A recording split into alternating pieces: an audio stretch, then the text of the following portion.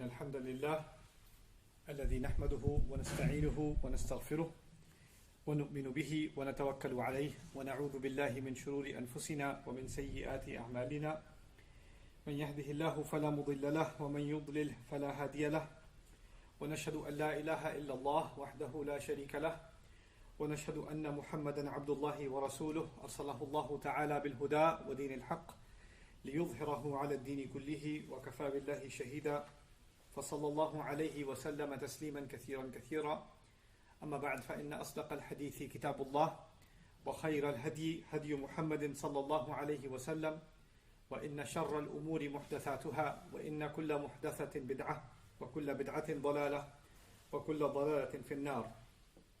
قال الله عز وجل في كتابه الكريم بعد أن أقول أعوذ بالله من الشيطان الرجيم ولا تصعر خدك للناس ولا تمشي في الأرض مرحا إن الله لا يحب كل مختال فخور.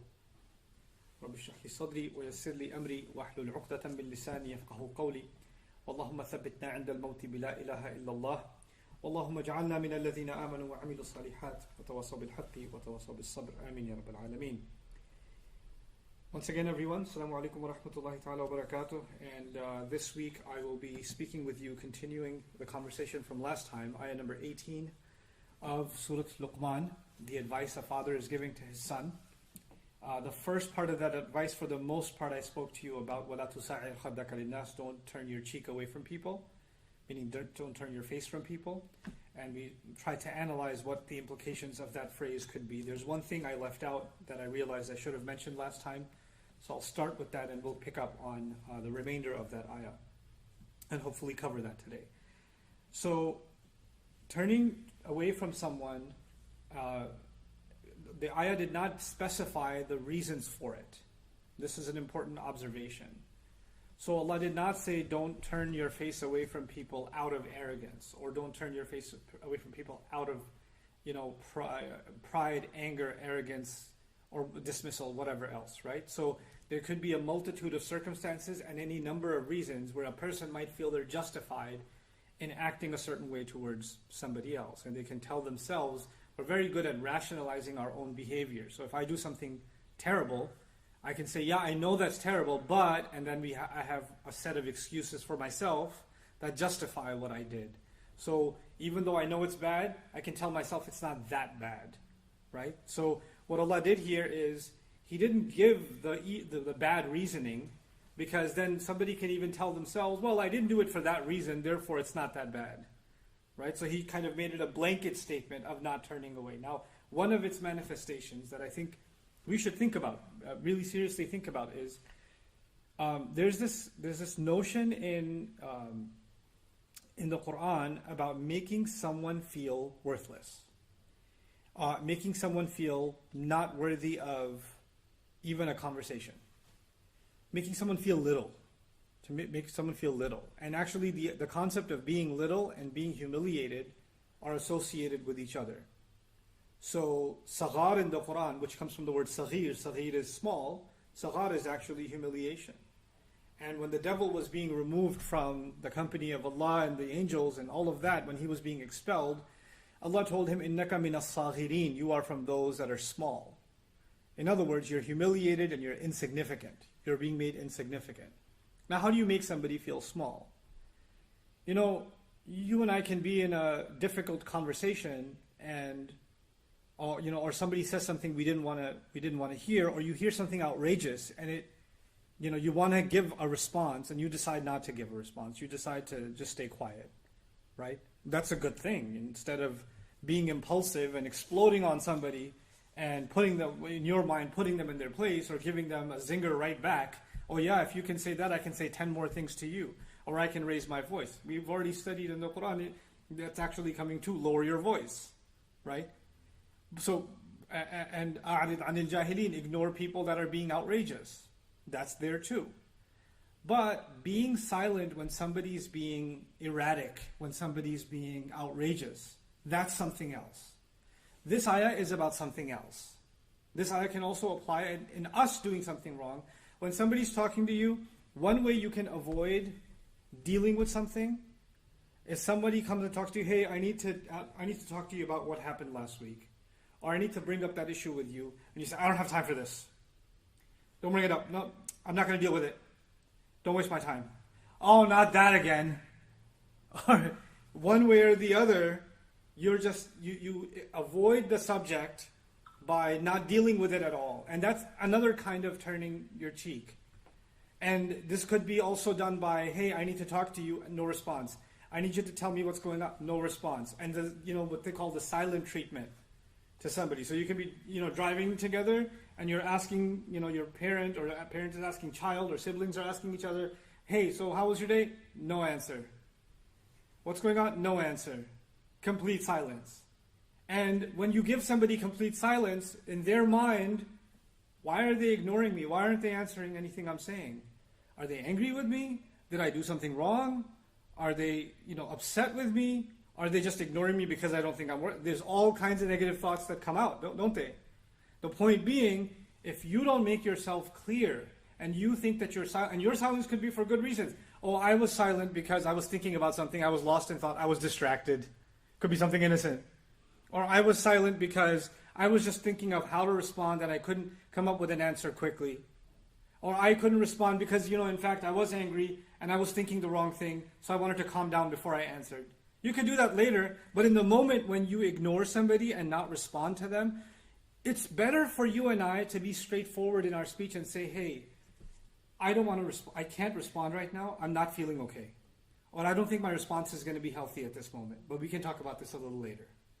And if you have in family those kinds of situations, it's on me and on you when somebody says that to us to say, I understand, we'll talk about it later. Instead of, what do you mean you can't talk about it right now? The person's already overwhelmed, we poke at them some more until they explode. Let them be.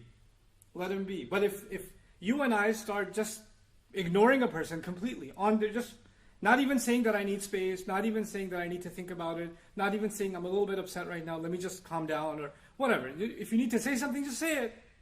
Or if you say, I don't have a response at the moment, or I don't want to talk about this at the moment, that's okay, but at least you give a dignified response. Silence on its own and just completely ignoring someone is not a dignified response. It's actually an arrogant response. Whether you're being arrogant or not, it will be received as arrogance by somebody else. It'll be received as, I'm not worthy of a response. You think I'm worthless.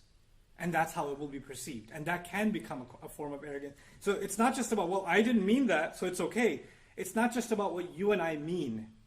It's also about the effect on somebody else's feelings. You see? So it's not always just about intentions. It's also sometimes about unintended consequences. And turning our face away from somebody, ignoring somebody, or giving somebody the silent treatment, even if we may have justified reasons, can actually have unintended consequences. And they're being avoided. The intention has been removed from the equation just to get away from that habit. Just don't ignore somebody just for the purpose of ignoring them, whatever your reasons are. If you need to ignore them, if you need to take the space, even the Quran said it, إِذَا خَاطَبَهُمُ الْجَاهِلُونَ قَالُوا سَلَامًا. They respond peacefully. Salama can be a hal there too, not just a maf'ul bih. So it could be they respond saying peace, and it could be they respond in a peaceful manner and say, we don't want to, we don't want to engage in this conversation further. Or even when Allah says, when they walk into a company of conversation or a social gathering in which there is lahu, there's useless talk going on, or there's evil conversation going on. He says, marru kirama, they pass by dignified. What that means is they maintain their dignity and they also don't humiliate the people that are doing the wrong thing. They can maintain a sanctimonious approach for themselves and for others. They can actually be dignified for themselves and others, even if they don't want to take part in something wrong. So we have to be mindful of that. But now we come to today's subject matter, what Allah connected, these concepts Allah connected with each other. The next advice He's giving His son in the same ayah is وَلَا تَمْشِ فِي الْأَرْضِ مَرَحًا إِنَّ اللَّهَ لَا يُحِبُّ كُلَّ مُخْتَالٍ فَخُورٍ. I'm going to dedicate a little bit of time in this khutbah to two words, marah and fakhur. Those are kind of a little bit difficult words, or rich words, and I don't think we should pass over them quickly. In fact, there are three words. There's marah, and there is mukhtal, and there's fakhur. So we're kind of getting, mukhtal is easier, so we'll give a little bit less time to that. But marah and fakhur are more rare, and I think we need to really dig into what they mean and get the most out of this ayah. So let's talk about this word marah. What is Allah saying? He's saying don't walk on the earth with marah. So I won't translate that word yet. Don't walk on the earth with marah. Right? Now, simple translations might say don't walk on the earth with arrogance. Don't walk on the earth with pride. Don't walk on the earth with overconfidence. But as we'll see, there's much more to it than that. And that's not even the direct implication of the word. So المعنى المحوري تسيب الشيء اللطيف بقوة وخفة من أثناء ما يمسكه. The overall meaning of the words that come from this root, mim, ra, and ha, is actually when something exits something smoothly or easily. Easily exiting one thing from the other. So what are the examples of that? مِزَادَةٌ مَرِيحَةٌ لَا تُمْسِكُ الْمَاءَ. If it's a container, that's mariha from the same word. A marah container is one that water leaks out of it easily. So water now escapes easily from it. Okay? وَأَرْضٌ مِمْرَاحٌ, an earth, a piece of land, that's mimrah, is when the plants come out of it very easily. وَقَوْسٌ مَرُوحٌ, and a bow is called maruh from the same origin, when the arrow goes pretty quick out of it. It releases quickly out of that bow. وَعَيْنٌ مِمْرَاحٌ, an eye is called mimrah when it's easy for a person, they cry easily. Like the waterworks come out quickly, right? So they say شَدَّ سَيَلَانُهَا. مَرِحَةِ الْعَيْنِ, when the eye was having marah, it meant that the tears wouldn't stop. They just kept easily flowing and flowing and flowing. مَرِحَةِ الْأَرْضُ بِالنَّبَاتِ أَخْرَجَتْهُ. The earth, again, plants coming out quickly would be مَرِحَةِ الْأَرْض. And then when the crop comes out and finally the grain pops open, easily releases, that's also called marah. So, and the most interesting use of it is actually used for a horse. So they say, farasun maruh. They say for a horse that is maruh, is that when it's grazing, like it's so hungry and hyperactive that it's grabbing some grass from here, leaves from there, and running around like crazy because it's so hungry that it's erratic. You can think of it as a person being maruh when they're at a dinner table at iftar time, right? And they've been holding back, and as soon as iftar happens, they're like grabbing stuff, right? They're being maruh. Like it's almost like they're quickly releasing their hands and grabbing at whatever they can. So the overall meaning of this word actually is to be impulsive, and to be very quick to act, to be very quick to do something, to have no sense of direction. So even that horse is described, يجري ويقفز ويضطرب هنا وهناك لا يقر ولا يسكن لما أحسه من شبع وقوة ونشاط. That the horse that is disturbed, it's moving around, it's not sitting still, it's very jittery because it's feeling hungry. When the father is telling his son, don't walk on the earth with marah, he's saying don't go hanging out or don't go outside engaging the world, because there's times where you're home, right? And then there's times you go out. You go out for work, you go out to hang out with friends, you go out to get food, whatever it is. Don't leave the home. Don't go anywhere and be impulsive. Oh, I want to do this. Oh, I want to do this. I don't want to do this. And I want to do this. And you have no purpose in what you're doing. You're just jumping from one thing to the next, to the next, to the next. A crazy example of that is sometimes there are different cultures in the world, right? So people come from very conservative societies to America. So somebody may have been raised in a very religious or a very traditional, village, and they may not even be Muslim. They may even be, Hindu or Christian or whatever, but very cultural, conservative background. Or think of a Muslim family and somebody who's raised in this joint family system, and there's a lot of respect for elders, and you watch your speech, and you watch the way you walk, and you watch the way you dress, and the way you sit, and the way you eat, and then they land in America, and they're a student, and they have a student visa, and they're going to the university, and the university has, parties on the weekend, and they've got fraternities, and they've got, hangouts, and the other students in the dorms are doing drugs, and everybody's got a relationship of one kind or the other, all kinds of stuff. They're just bombarded with this stuff. And somebody can take those values that they were holding on to, but like that bow that releases the arrow without effort, they just let go of all of those values, and they got exposed to a new world. And they become marah. And this is a very powerful bit of advice, because we have kids, for example, we want to raise them in an Islamic environment, in a protected, sheltered environment. So whether you live in America, Australia, Lahore, Dhaka, it doesn't matter where you live. You want to protect your kids, and you want to make sure that they receive positive reinforcement about this is good for you, this is bad for you. Hey, what are you watching? Hey, where are you going online? Hey, let me see that. Who are you on the phone with? We're checking what they do. It's natural. Right? So we're trying to create a sheltered environment for them wherever we may be. But you know what? This father realizes they're not going to stay home. These birds are going to fly off the nest. They're going to go outside. And when they go outside, all the things I protected them from, all the things that I didn't want them to just spill into, all the things I didn't want them to be exposed to, they're going to get hit with all of it all at the same time. They're just going to get sensory overload. There's going to be so much access to so much wrongdoing, and I'm not going to have any control over it. And he's saying, in those moments, because now you have the ability, you have the appetite, you have the curiosity, you have the ability, you have the perception of freedom, right? And then, especially in that moment when somebody tries to give you good advice, you can turn your cheek. You can just, I don't want to hear this, right? So in that moment, you can become impulsive and not think twice about how you're violating others and yourself. And that is a form of arrogance. So by extension, it becomes arrogance. By extension. Because arrogance is a lack of consideration for anybody else but yourself. وَلَا تَمْشِي فِي الْأَرْضِ مَرَحًا. The word marah here, Hassan Jabal added an insight of his own, and I really liked his insight in his lexicon. He said, التسيب من القيم والضوابط وعدم الالتزام بها عند وجود القوة والنعمة. He said this is when someone slips out, like the plant slips out of the earth, like the arrow slips out of the bow, like the water slips out of the container, right? Is when a person slips out of their value system. Is when someone leaks, they lose themselves. And the values that were holding them and containing them, they no longer commit themselves to them. It becomes too easy for them to let them go. It's too easy for them to let them go. And when does it let them go? He says, عند وجود القوة والنعمة. The moment they find power and blessings. What he means by that is when you're independent and you can do it, who's going to stop me? That's power. Blessings means you got money, you got strength, Allah has blessed you with the ability for transportation, your appearance, whatever it may be. Now you've got these blessings, now I can do what I want with them.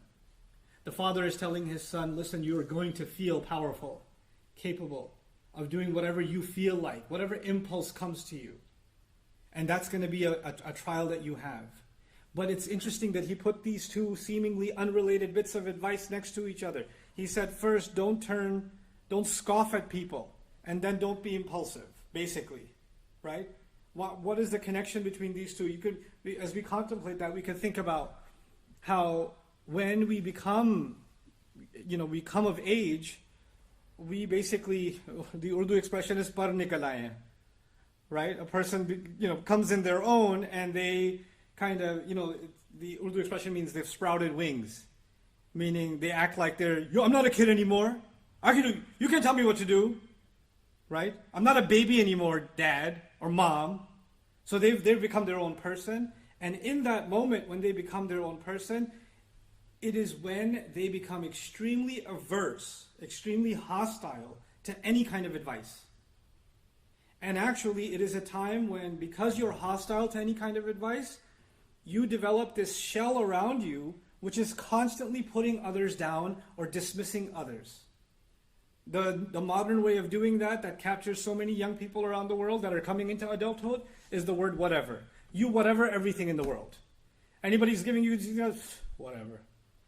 And you don't have to say whatever. You can just say half the syllables and whatevs. Or you can just roll your eyes. Oh God, here we go again. Or you could just take a deep breath of disdain. Are you done yet? You could just say that with your face. Are you done giving your lecture yet? Can I just go live my life now?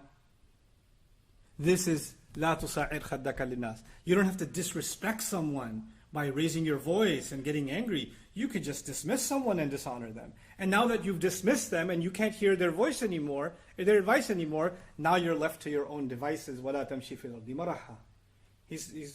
He's putting those two things together, perhaps because he understands that when a person stops listening to the advice of others, that's when they become impulsive. So having people in our life that can give us advice, that can give us the benefit of their wisdom, And keeping an open ear and an open heart towards them is an important part of life. And then وَلَا تَمْشِي فِي الْأَرْضِ مَرَحًا. This isn't just even spiritual in nature. There are other experiences in life that apply to this. Because even Luqman radiallahu anhu said, لِلنَّاسِ, don't scoff away from people. Like I have non-Muslim friends who were into drugs, alcohol, crime, getting in trouble, you name it, right? And then later on in school, and they hated their teachers, but one teacher decides to give them advice and show them the ropes and say, hey, you're talented in this, maybe you can get a job in this. And that one teacher or that one positive influence, and the person turns their life around, right? Because they didn't turn away from that one teacher. This is لَا تُسَاعِرْ خَدَّكَ لِلنَّاسِ. And had they not had that person, they would have been impulsive and doing all kinds of things and ruining their future. And they look back and say, I saved myself, and we look at it as Allah saved this person because they had someone that they could listen to. So this happens in the world, not just in the Muslim sense, but in humanity this happens. So these are the two bits of advice that he starts off the ayah with. لا تُسَاعِرْ خَدَّكَ لِلنَّاسِ وَلَا تَمْشِي فِي الْأَرْضِ مَرَحًا. Fine. But beyond that, he says, إِنَّ اللَّهَ لَا يُحِبُّ كُلَّ مُخْتَالٍ فَخُورٍ.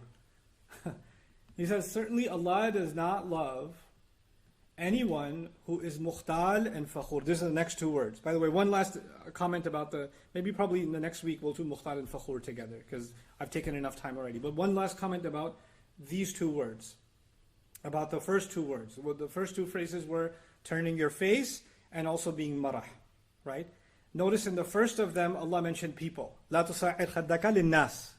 So people are mentioned. And in the second one, it's not about people, it's all about you. Is وَلَا تَمْشِي فِي الْأَرْضِ مَرَحًا. There's no mention of people. Don't walk on the earth with marah, in a state of marah, and there's no mention of people. What's the benefit of knowing that?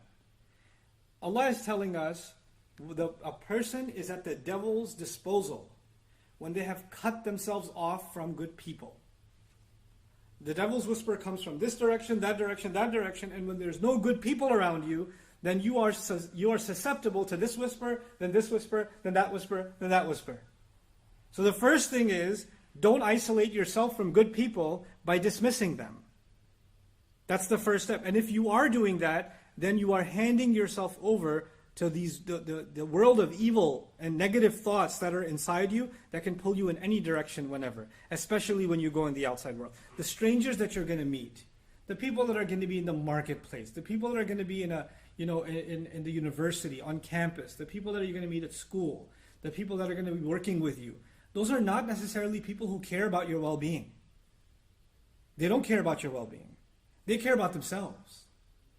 But many of them will represent invitations to do something wrong.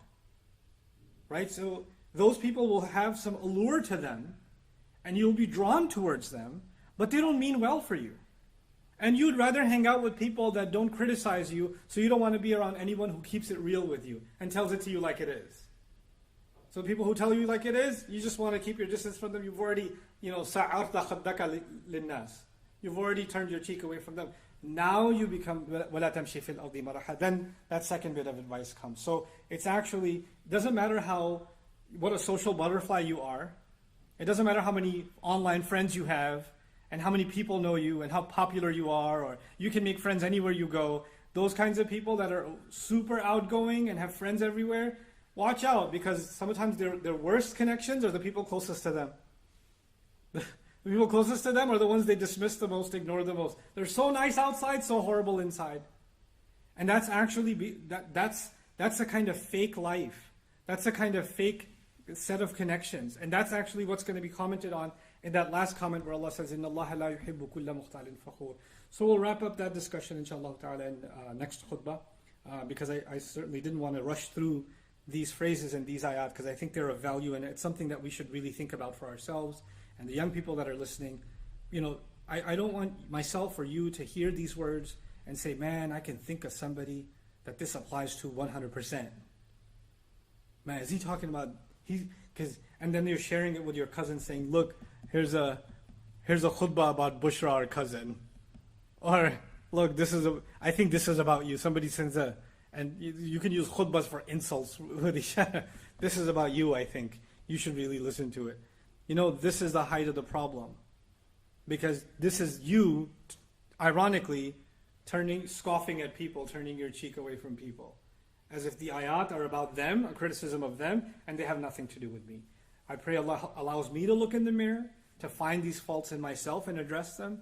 And I pray Allah allows all of you to look in the mirror and find those faults in yourselves and address them for yourselves.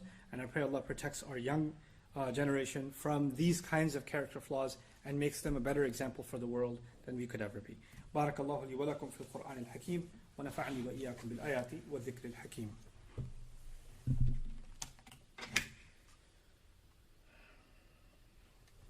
الحمد لله وكفى والصلاة والسلام على عباده الذين اصطفى خصوصا على أفضلهم وخاتم النبيين محمد الأمين وعلى آله وصحبه أجمعين. قال الله عز وجل في كتابه الكريم بعد أن أقول أعوذ بالله من الشيطان الرجيم إن الله وملائكته يصلون على النبي يا أيها الذين آمنوا صلوا عليه وسلموا تسليما. اللهم صل على محمد وعلى آل محمد كما صليت على إبراهيم وعلى آل إبراهيم في العالمين إنك حميد مجيد.